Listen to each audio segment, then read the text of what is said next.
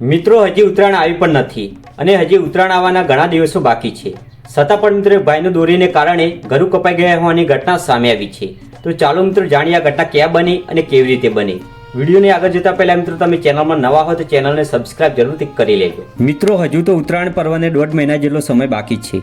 એવામાં પતંગની દોરીથી એક યુવકનું ગળું કપાઈ જતા મોત નીપજ્યું હોવાનો બનાવ સામે આવ્યો છે. એક બાઇક પર પતિ પત્ની ઘરે જઈ રહ્યા હતા.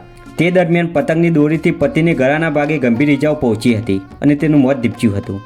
મિત્રો મળતી માહિતી મુજબ સુરત જિલ્લાના ઉમરપાડા તાલુકાના શારદા ગામે રહેતા શૈલેષ સિડિયાભાઈ વસાવા પરિવાર સાથે રહેતા હતા.